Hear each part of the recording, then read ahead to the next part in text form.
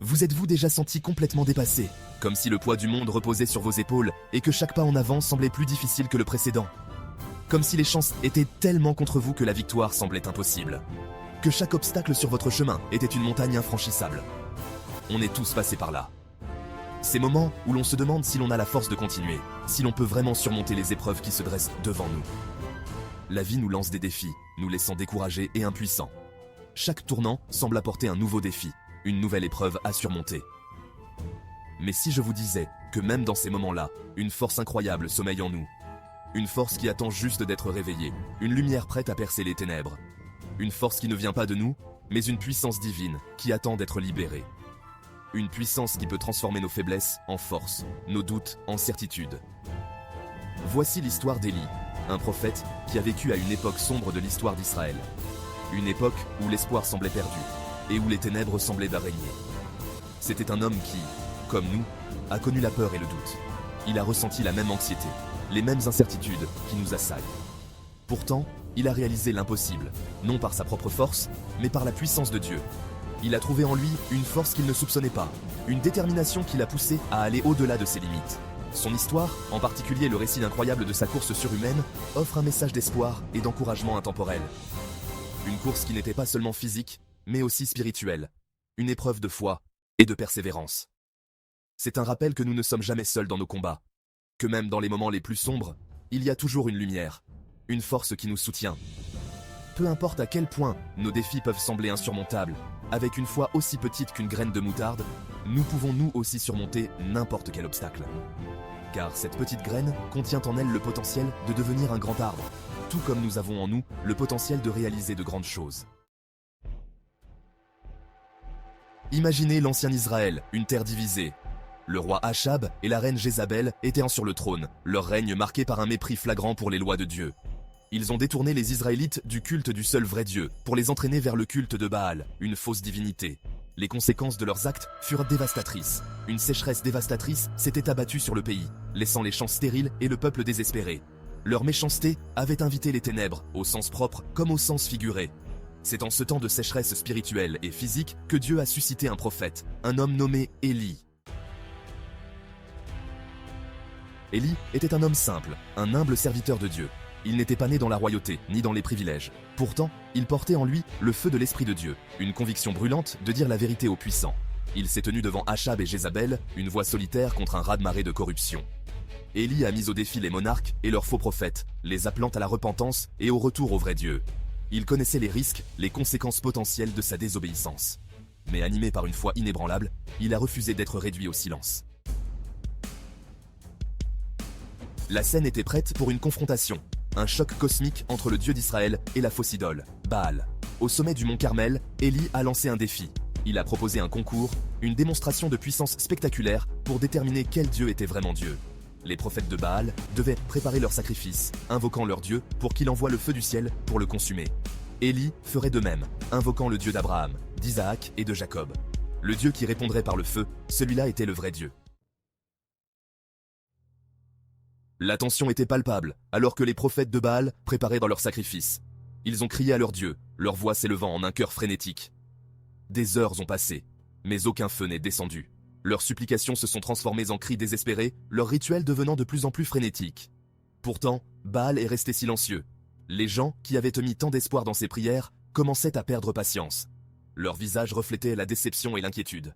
Les prophètes, épuisés et désespérés, continuaient malgré tout, espérant un signe. Un miracle qui ne venait pas.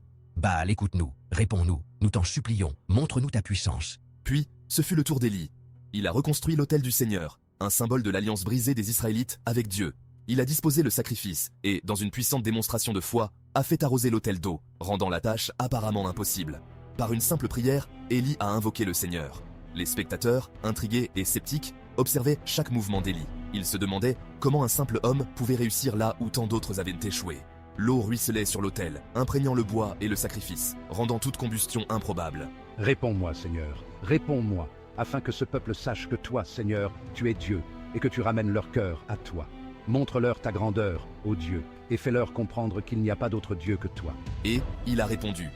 Le ciel s'est ouvert alors qu'un feu jaillissait du ciel, engloutissant le sacrifice, le bois, et même l'eau du fossé. La puissance du seul vrai Dieu était indéniable. Le peuple est tombé à genoux, s'écriant. La chaleur intense du feu divin était ressentie par tous, et la lumière éclatante illuminait leurs visages stupéfaits. Les murmures de doute se sont transformés en cris de foi et de reconnaissance. Les cœurs des Israélites, autrefois égarés, étaient maintenant tournés vers le Seigneur. Le Seigneur, c'est lui Dieu. Le Seigneur, c'est lui Dieu. Ils ont proclamé cette vérité avec une conviction renouvelée, leur voix s'unissant en un puissant écho de louange. La foi du peuple avait été restaurée, et ils se sont engagés à suivre le Seigneur avec une ferveur renouvelée. Le feu sur le mont Carmel n'était pas seulement une démonstration de puissance, c'était un catalyseur, un événement si puissant qu'il a secoué les fondations de la foi d'Israël, rappelant à tous la suprématie du Dieu d'Élie. Il a marqué un tournant dans la sécheresse spirituelle d'Israël. La fausse divinité étant démasquée, Élie s'est tourné vers la sécheresse physique qui sévissait dans le pays. La terre était aride, les rivières asséchées et le peuple désespéré. Élie savait que la pluie était nécessaire pour restaurer la vie et la foi. Maintenant, prions pour la pluie. Ensemble, unissons nos voix et nos cœurs pour implorer le ciel. Il gravit au sommet de la montagne et se prosterna, le visage contre terre. Il pria pour la pluie, sa foi inébranlable. Chaque mot de sa prière était empreint de conviction. Chaque souffle une supplication pour la miséricorde divine. Cette fois, il envoya son serviteur regarder vers la mer, et cette fois le serviteur revint, ne rapportant rien. L'attente était longue et éprouvante, mais Élie ne perdit pas espoir. Il n'y a rien, Élie. Pas un nuage à l'horizon. Le ciel restait obstinément clair, sans signe de pluie. Finalement, la 7e fois, un minuscule nuage apparut à l'horizon, pas plus gros que la main d'un homme. Mais Élie savait ce que cela signifiait. Ce petit nuage était le présage d'une grande bénédiction à venir. Il envoya dire à Achab, « Prépare-toi, car la pluie arrive. » Attelle ton char et descends avant que la pluie ne t'arrête. Hâte-toi, car les cieux vont bientôt se déchaîner. Et aussi soudainement que le feu était tombé, les cieux s'ouvrirent. Des torrents de pluie s'abattirent, désaltérant la terre assoiffée et emportant les vestiges de l'idolâtrie. La pluie était une bénédiction, une réponse divine à la foi et à la persévérance d'Élie. La sécheresse était terminée. Dieu avait répondu à la prière d'Élie. Les champs autrefois desséchés étaient maintenant verdoyants, et la terre, autrefois stérile, était à nouveau fertile. La foi d'Élie avait non seulement ramené la pluie, mais aussi restauré l'espoir et la foi du peuple d'Israël. Alors que la pluie tombait à torrents, un événement remarquable se produisit. Habilité par l'Esprit de Dieu, Élie réalisa quelque chose de vraiment extraordinaire. Il dépassa le char d'Achab, courant devant lui jusqu'à Jizréel, une distance d'environ 30 km. Comment est-ce possible? Élie court plus vite que mes chevaux. Imaginez la scène. Le roi, dans son char tiré par de puissants coursiers, faisant la course contre une silhouette solitaire à pied. Pourtant, Élie, animé par une force divine, les dépassait sans effort, ses pieds effleurant à peine le sol. Ce n'était pas un exploit d'endurance humaine, c'était une démonstration surnaturelle de la puissance de Dieu agissant à travers un homme entièrement soumis à sa volonté. La course d'Élie n'était pas qu'une question de vitesse, c'était une victoire symbolique sur la méchanceté qui s'était emparée d'Israël. Il ne rivalisait pas avec des chevaux et des chars, il devançait les forces du mal qui tenaient sa nation captive. Son exploit surhumain était une démonstration visible de la puissance invisible à l'œuvre en lui. C'était un témoignage de la vérité, selon laquelle lorsque nous nous alignons sur le dessein de Dieu, nous sommes capables de réaliser l'apparemment impossible. La 9e partie, la force d'une graine de moutarde. L'histoire de la course d'Élie nous rappelle avec force que nos limites ne sont pas les limites de Dieu. Ce qui peut nous sembler insurmontable n'est qu'une petite tâche pour lui. Nous servons un Dieu qui peut faire infiniment plus que tout ce que nous demandons ou pensons.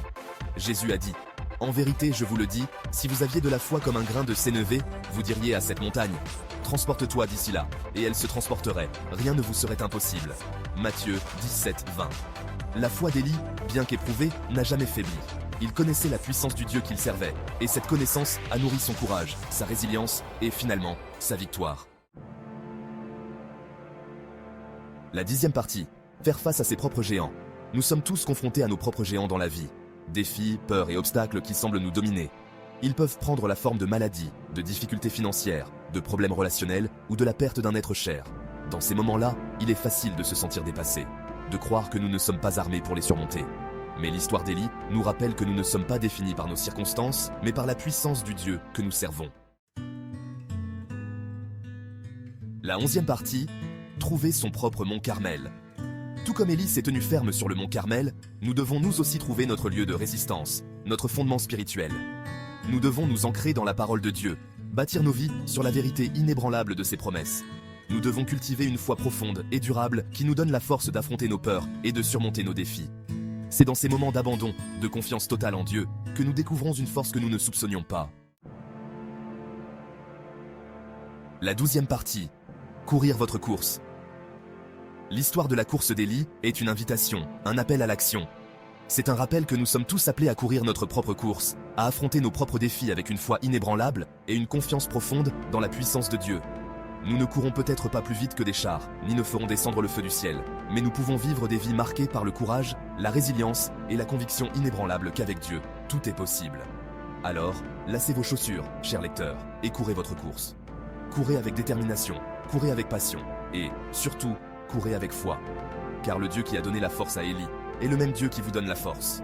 Et il ne vous laissera jamais tomber et ne vous abandonnera jamais.